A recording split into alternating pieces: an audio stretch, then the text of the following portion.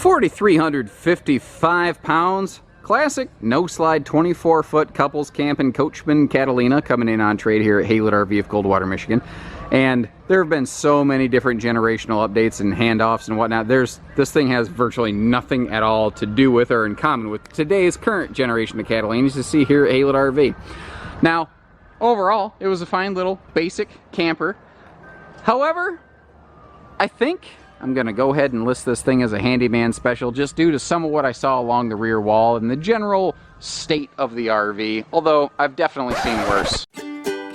Handyman special.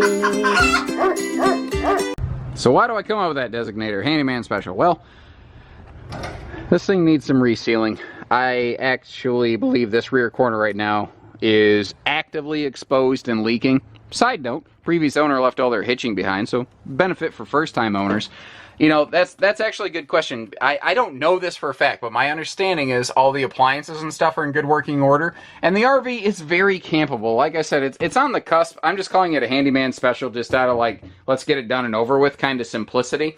But if you're like, man, I want to get something cheap before I go brand new into an RV, I want to learn the ropes before I go trading something out and have a bunch of inequity and carryover. This could be a good little dip your toes in the pond kind of thing, because it's going to be cheap enough with the stuff that we found on it. You're not going to get hurt flipping it next year.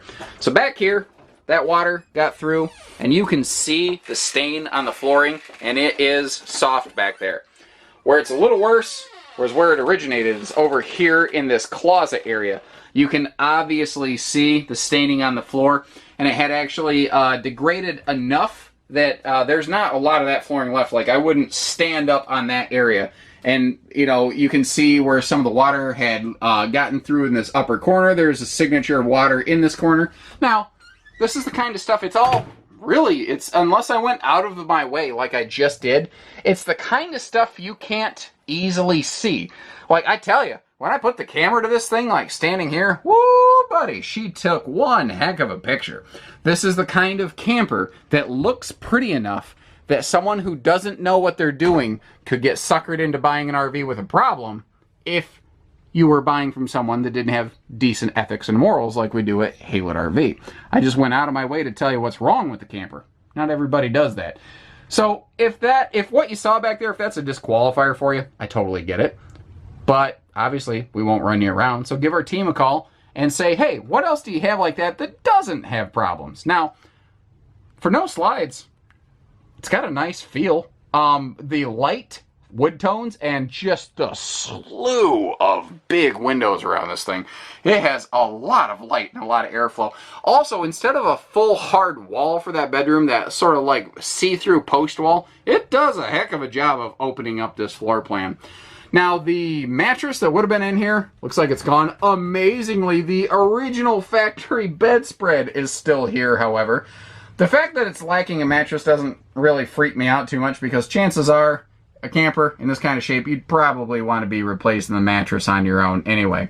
Spinning us around over here, another good look at that huge campsite viewing window. And this is something a lot of people are just screaming for in today's market. But the addition of slide outs into the RV industry has made it very hard to include more and more of the campside windows. Now, this would have originally had a 2-door gas electric refrigerator freezer. You can clearly see that's not the case anymore. Instead, it's got, what is it? It's like a 3.7 cubic foot electric fridge or something like that. This is a residential, electric only, small college kid refrigerator. And what they did is above that, where the fridge used to be, where the freezer section was, they just built a cabinet. Now, they did a nice job of it, and more storage is always a good thing, but it does have, like, you're going to want to have electrical hookup to be able to use that refrigerator, and you're going to want to let it cool down before you leave your campsite. Wow, look at that old AudioVox cassette stereo with equalizer. Yeah, buddy, you got all the radio bands in place there. It's just so funny how things have changed. And amazingly, the owner's manuals are still here. Now, that's a good indicator of something that, generally speaking, has been well maintained over time. And what's tough is I don't think the camper has really been abused. I think it just got neglected for a bit, and you had that rear wall leak in the bathroom that we already saw.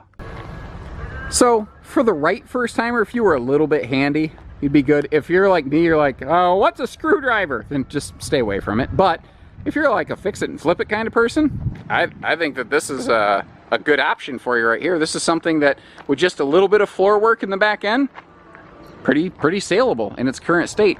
The windows there, you see, have their own little awnings. That's a neat little thing that you find less in today's market, more in a classic market, so that you could have windows open and get airflow even on a rainy day. The tires, the tires look pretty good. I haven't looked at the date code on those, so it's possible that they're aged out and maybe due for replacement. But my suspicion is most people who are buying this camper, they're not expecting much out of it, and they're probably not looking to invest a whole bunch of money in tires when, you know, you've got a leaky rear wall riding on top of it. Bathroom vent, you can see, at least has a max air fan cover above it, so there's a handy thing. And the larger entry handle was added by somebody at some point. I spotted a couple little duct tape patches on the awning, but overall that looks fine. So what can you do in a situation like this? Well, pardon me, literally choked on my own words. So give our team a call. If you're curious about it, we'll pull it up to the building. We'll let you see what works, what doesn't, and we'll let you make your decisions from there and form your own opinions. I at least wanted to do you the service and justice of telling you what you really had to watch out for on it. I didn't want somebody driving from 4 hours away, then getting here and going, "You lying pieces of crap. You suckered me in on this one, trying to rope-a-dope me into this thing." That's just not who we are. That's not how we've become the largest independent RV dealer in the state of Michigan. We're the biggest independent dealer out here. You know, we've done very well for ourselves just by treating you the way we want to be treated.